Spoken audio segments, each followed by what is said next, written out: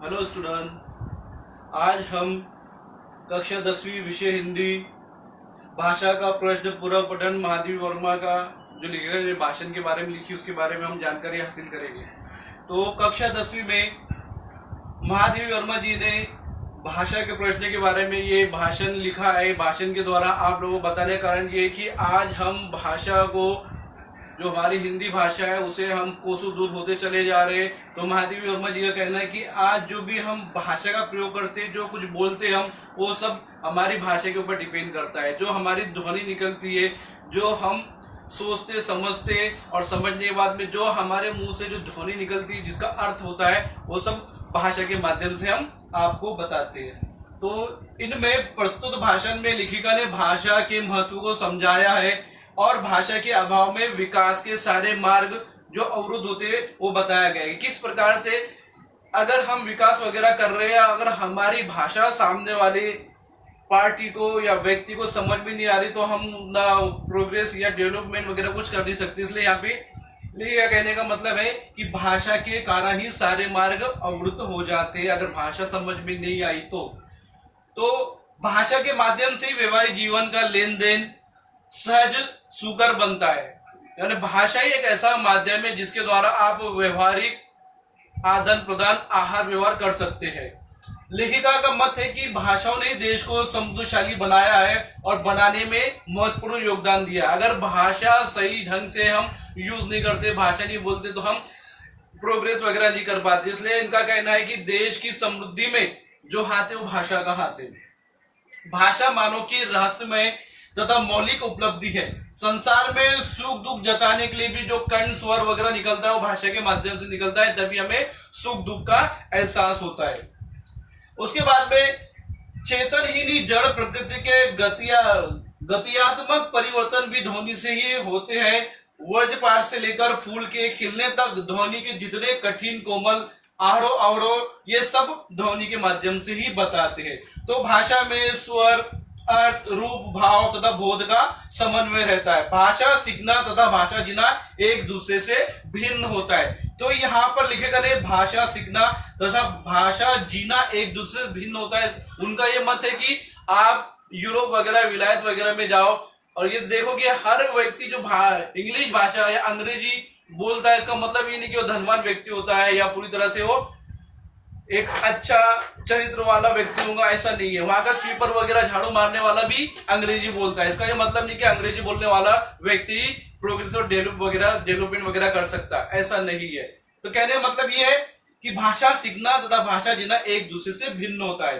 प्रत्येक भाषा एक त्रिवेणी होती है, विविधता में एकता जताती है। जिस प्रकार से हमारे विशाल भारत देश की संस्कृति एकता सब भिन्नता में पाई जाती है, विविधता में एकता पाई जाती है कि हमारे देश में 50 से 60 भाषाएं बोली जाती है। अलग अलग समाज के लोग हमारे देश में पाए जाते हैं। इस प्रकार से यहाँ पे लिखिका कहने का मतलब है कि विविधता में एकता होती है। विशाल देश में संस्कृति और अलग अलग वेशभूषा पाई जाती है। संक्रांति युग का अतिक्रमण कर रहे हैं। मानव जीवन की त्रासदी के कारण भाषा का अभाव है। तो यहाँ पर लेखिका ये कहना चाहती है कि संक्रांति युग का जो अतिक्रमण हम कर रहे हैं, हम हमारे भाषा का उपयोग नहीं कर रहे हैं, हम विदेशी भाषा को सबसे ज्यादा प्रोत्साहन कर रहे हैं। जिस प्रकार से गांधी जी का कहने का मतलब है कि अपनी भाषा में सीखना चाहिए, बोलना चाहिए। अपनी भाषा, अपनी जो मातृभाषा है, मदर टंग है, उसे आगे ले आना चाहिए। वही लेखिका का मत है कि जो संक्रांति युग का जो अतिक्रमण वो हम ही कर रहे हैं। अगर हमारी भाषा में हम आगे नहीं जाएंगे तो हमारी नेक्स्ट जनरेशन हमारी भाषा, हमारा कल्चर, हमारी लैंग्वेज जो मदर टंग वगैरह उसे भूल जाएंगी। तो एक जनरेशन से दूसरी जनरेशन में जो हमारा कल्चर है, हमारी जो लैंग्वेज है, वो हम उसको बांटते हैं, जिसे हम पैतृक धन भाषा का या संस्कृति का कहते हैं। मानव जीवन की त्रासदी का कारण भाषा का अभाव है। क्यों भाषा का अभाव है? क्योंकि हमारे जो मानव जीवन की जो त्रासदी, हम आजकल हमारी भाषा का प्रयोग नहीं करते। जहां पे हमने करना चाहिए हम करते नहीं है। तो हमारे भारत देश में नाना प्रकार की भाषा पाई जाती है। तो लेखिका का मत यही है कि जिस प्रकार से कोयले की खान से जो हीरे वगैरह निकलते हैं, तो हीरा जो निकलता है उसमें कोयला लगा नहीं रहता है कि हीरा वहां से निकल रहा है तो कोयले की छाप लेकर निकल रहा है। या फिर जो शिप में मोती पाया जाता है वो पूरे समुद्र की जल की गहराई में पाया जाता है। जब सीप को हम निकालते हैं उसमें से मोती निकालते हैं तो पानी लेकर बाहर नहीं निकलता है। तो कहने तात्पर्य ऐसा है कि भाषा एक छाप छोड़ती है। जिस प्रकार से हीरे निकल रहे हैं, हीरे पैदा हो रहे हैं, मोती वगैरह पैदा हो रहे हैं, तो वो छाप बताते हैं। उसी प्रकार से हमने भी भाषा का उपयोग करते रहना चाहिए। तो हमारे विकास का मार्ग हमारी छाया ही अवरुद्ध कर रही है। कहने तात्पर्य है कि यहाँ पे लेखिका का मत है कि हमारे विकास का मार्ग हमारी छाया ही अवरुद्ध कर रही है। मतलब हम आज अपनी भाषा को, हमारे कल्चर को, आज वेशभूषा को हम भुला चुके हैं। तो इस पूरक पठन भाषा के प्रश्न में महादेवी वर्मा का कहना है कि आज बहुत बड़ी त्रासदी है कि आज हमारी भाषा को हम छोड़ते चले जा रहे, भूलते चले जा रहे। आज हमें हिंदी का कोई शब्द वगैरह पूछा जाए तो हम पहले उसे अंग्रेजी में पूछते हैं कि ये शब्द का अर्थ अंग्रेजी में क्या होता है। तो अंग्रेजी में बताने के बाद में हम फिर उसका ट्रांसलेट हिंदी में करते हैं। आज हम इतने पिछड़ चुके हैं कि आज हमें हमारी स्वदेशी भाषा विदेशी भाषा के आश्रय में रह रहा है। मतलब कि हम उससे आश्रित है कि उससे आज हमारे भाषा का हम अर्थ मांग रहे हैं कि ये हिंदी में जो शब्द है उसे अंग्रेजी में क्या कहते हैं। तो कहने का तात्पर्य है कि महादेवी वर्मा का मतलब है कि भाषा का प्रश्न है कि आज भाषा के द्वारा ही हम हमारी मौलिक जो हमारी आवश्यकता है, रोटी कपड़ा और मकान, जो हमारी आजीविका के साधन है और जिससे आहार व्यवहार वगैरह करते हैं, वो भाषा के द्वारा ही होता है। जिस प्रकार से हम 40 कोस दूर निकलते हैं तो उधर पानी चेंज हो जाता है और 60 से 100 कोस दूर जब निकलते हैं तो वहां पे भाषा चेंज हो जाती है। तो यहाँ पे भाषा का प्रश्न यही है कि हमने हमारी भाषा में जीना चाहिए।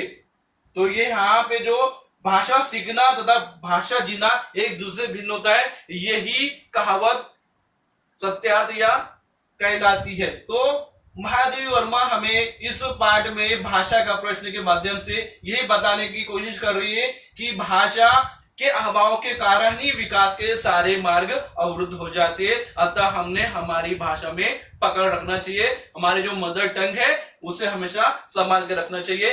पीढ़ी दर पीढ़ी उसको, हमारे कल्चर को, हमारी भाषा को देते रहना चाहिए। जो हमारे पूर्वजों ने हमारी जो भाषा, हमारा कल्चर, हमारा रिलीजियस, हमारे काल जो संभाल के रखा है, हमने वो संभाल कर आगे भेजना चाहिए। वो सब भाषा के द्वारा ही हो सकता है।